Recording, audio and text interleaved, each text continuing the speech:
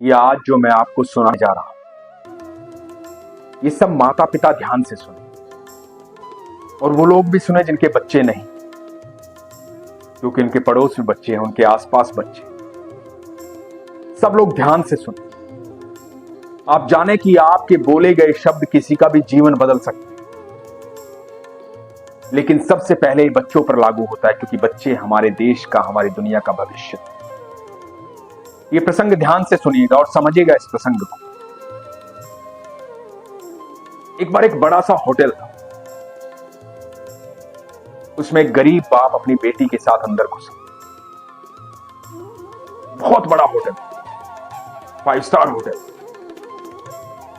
गरीब बाप अपनी बेटी के साथ अंदर गया। बहुत ज्यादा अच्छे कपड़े नहीं पहने थे पिता ने, बड़ा साधारण सा दिखने वाला इंसान और साधारण सी बेटी अपनी स्कूल यूनिफॉर्म में। दोनों बाप बेटी अंदर गए, जाकर एक टेबल पर बैठ गए। पिता मायूस नहीं था, बहुत खुश था, और बेटी तो बहुत ज्यादा खुश थी। पहली बार इतने बड़े होटल में आई थी, चारों तरफ देख रही थी। इतने में एक वेटर आया। उसने कहा कि मैं आपके लिए क्या कर सकता हूं, क्या लाऊं आपके लिए। तो पिता ने कहा कि एक पाव भाजी लेकर आओ। तो वेटर ने कहा कि सिर्फ एक पाव भाजी? एक क्यों, 2 क्यों नहीं? तो पिता ने कहा कि एक इसलिए कि आज मेरी बेटी ने पूरे जिले में 10वीं कक्षा में अव्वल दर्जा प्राप्त किया है। फर्स्ट क्लास फर्स्ट आई है पूरे जिले में। मैं बहुत खुश हूं। मैंने इसे कहा था कि जब तू पूरे जिले में फर्स्ट आएगी तो मैं तुझे तेरी मर्जी की जगह पर पाव भाजी खिलाऊं। उसे आपका ये होटल बहुत पसंद है। तो मेरे पास इतने ही पैसे हैं कि मैं एक पाव भाजी अपनी बेटी को खिला पाऊं, तो आप इसके लिए एक पाव भाजी लेकर आइए। वेटर ने कहा कि ठीक है। वेटर के मन में एक अलग भाव आया। उसने कहा कि देखो कितनी बड़ी बात है, एक पिता अपनी बेटी को लेकर आया है। उसके पास इतने पैसे नहीं है, बस इतने ही पैसे हैं कि बेटी को एक पाव भाजी खिला सके। होटल बड़ा है, बिल भी बड़ा है। तो वेटर होटल के मैनेजर के पास, वहीं पर उसका मालिक खड़ा। मैनेजर से कहा कि मैं एक प्रार्थना आपसे करना चाहता हूं। मैनेजर ने कहा कि कहिए। तो वेटर ने कहा कि मैं चाहता हूं कि वो सामने बाप बेटी बैठे हुए, उन्होंने एक पाव भाजी ऑर्डर की। मैं चाहता हूं आप 2 पाव भाजी दें और एक पाव भाजी के पैसे मेरी तनख्वाह से काटें। तो मालिक ने कहा कि क्यों, ऐसा क्यों?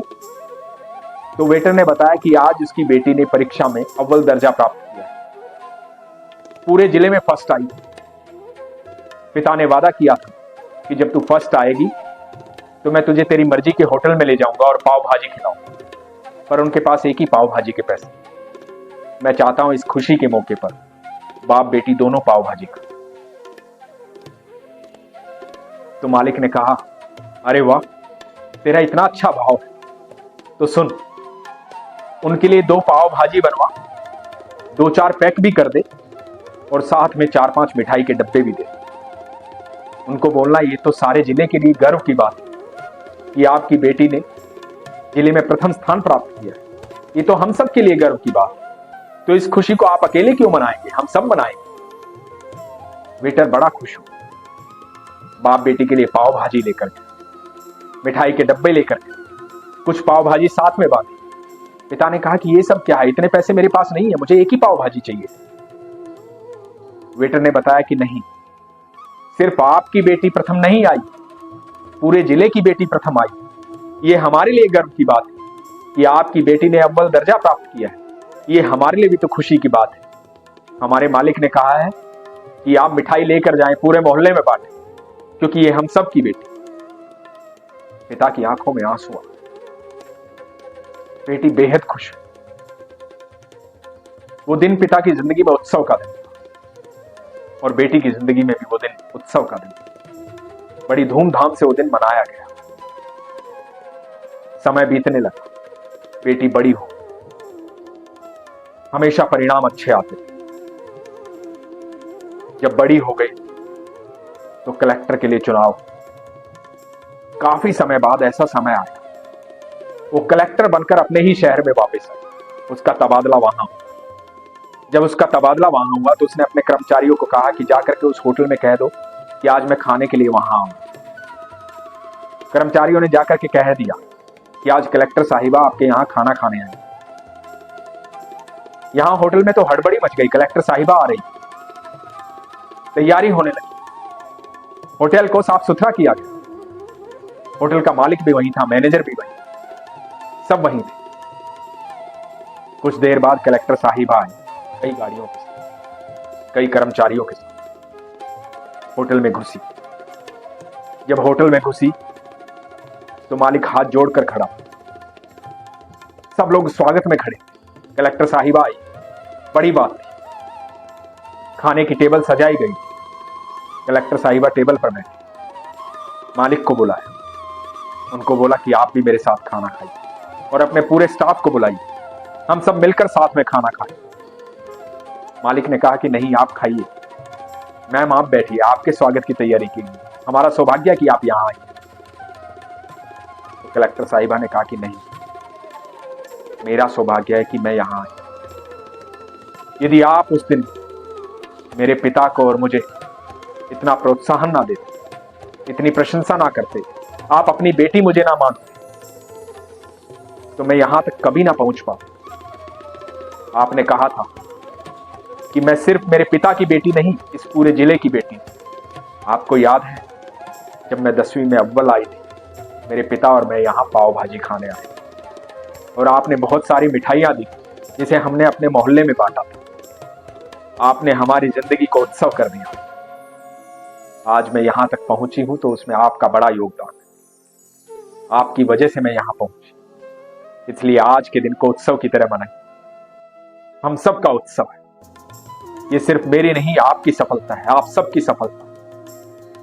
दोस्तों, जब भी कोई बच्चा अच्छा कार्य करे, अच्छे कार्य में अग्रसर हो, हमेशा उसका प्रोत्साहन कीजिए।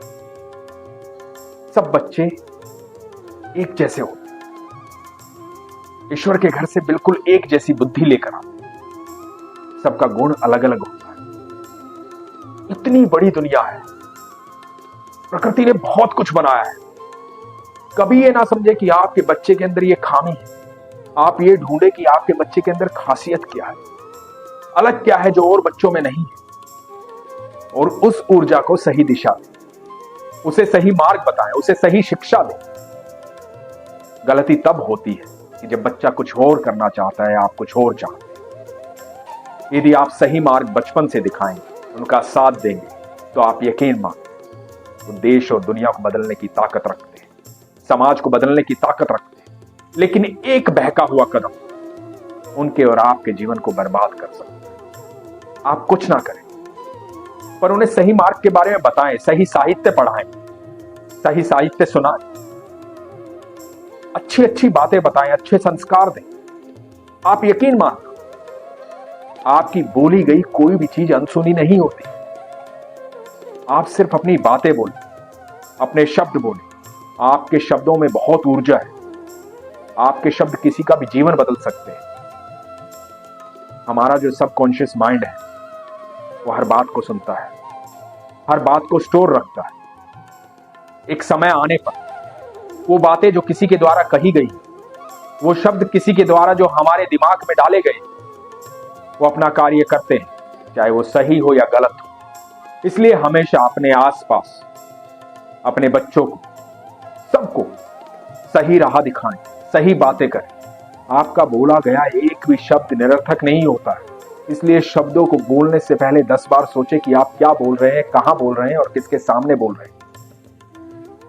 आजकल हम बात करते हैं कि बहुत आधुनिक हो गए, बहुत खुले हो गए।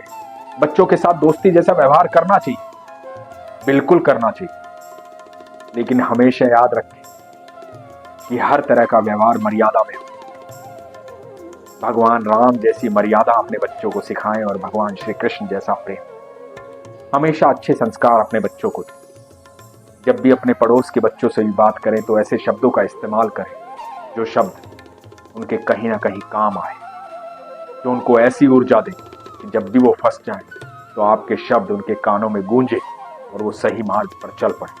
आप यकीन मानना, आपका एक भी शब्द निरर्थक नहीं, अपने बच्चों के भीतर विश्वास पैदा हो। इसलिए हमेशा आपसे कहता हूं, अपने विश्वास को मजबूत रखें, अपना ख्याल रखें। हरे कृष्ण।